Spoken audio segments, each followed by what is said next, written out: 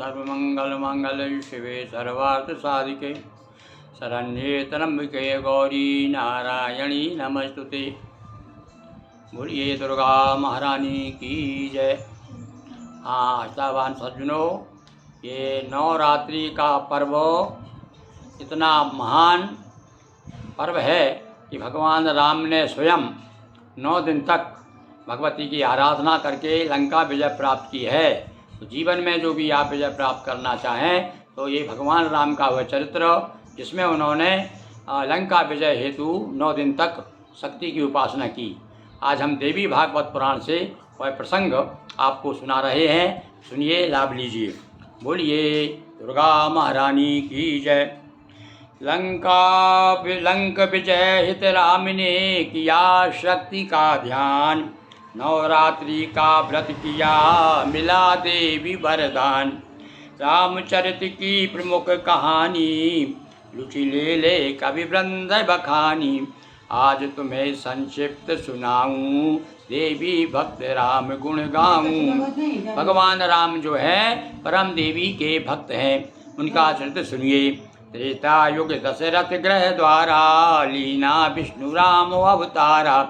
साथ अवतरे तीनों भाई खेले सभी अवध अंगनाई।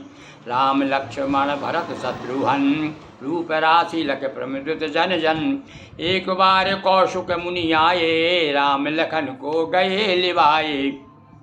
मुनि आश्रम मख की रखवारी निश्चरी यहाँ ताड़का मारी। पहुँच जनकपुर धनु को तोड़ा जनक लली से नाता जोड़ा। इसी बीच कई अभिलाषा कारण बनी राम वनवासा।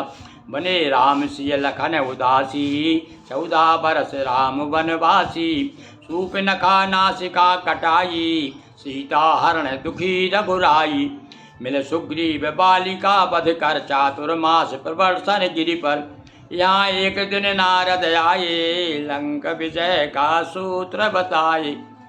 हाँ, भगवान राम वनवास में घूमते घूमते अब सीता हरण हो चुका है, बाली का वध हो गया है और बरसात में प्रवर्षण ऋषि प्रवर्षण गिरी पर उस पर्वत पर विश्राम कर रहे हैं और अपना दुखी जीवन व्यतीत कर रहे हैं। उसी समय जब नारद जी ने देखा कि भगवान राम जो हैं खिन्न मन हैं, तो स्वयं आकर के उन्होंने एक सूत्र बताया। ए राम, लंका की विजय चाहते हो, जीवन रण में क्षेत्र में आप विजय चाहते हो, तो आप क्या करें। कहा राम से हे रघुराई और व्रत नवरात्र करो मन लाई। हे राम, आप नवरात्र का व्रत करिए। मादि शक्ति देवी जगदम्बा दूर कष्ट करती अविलंबा। भगवती जगत जननी शीघ्र कष्ट दूर करने वाली है, सारी विपत्ति को दूर करने वाली है, जीवन में विजय दिलाने वाली है। श्री हरि शंभु सुरेश विधाता या सभी व्रत पूजी माता।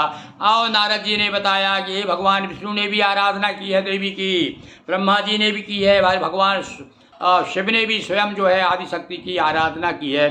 सुरेश यानी इंद्र ने भी, और भृगु वशिष्ठ कौशिक यरु कश्यप नवरात्रि में बीज मंत्र जप। इन ऋषियों ने भी भगवती का बीज मंत्र ओम ऐम ऐम ह्रीम क्लीम चामुंडा यही बच्चे ये बीज मंत्र का जाप करके भृगु ऋषि, वशिष्ठ जी, कौशिक यानी विश्वामित्र, कश्यप आदि सभी ऋषि जो है भगवती की कृपा से सिद्ध हुए हैं और सबने सकल सिद्धियां पाई।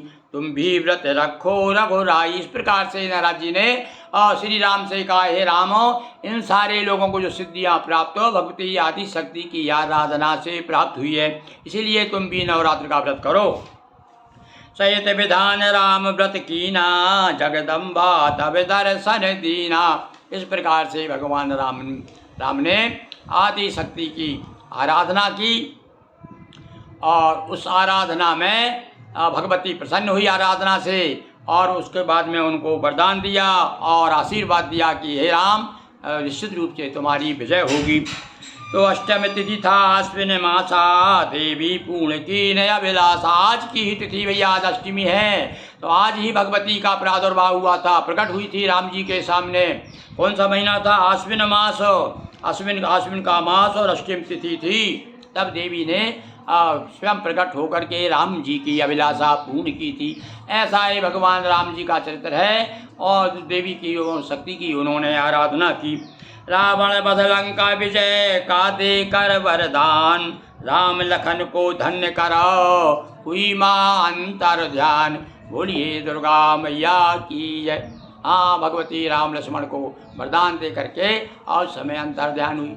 ऐसी भगवती जिन्होंने राम जी को अपने वरदान से विजय दिलाई, और वो हम सब पर कृपा करें, इस कामना के साथ बोलिए जगदम्बा महारानी की जय।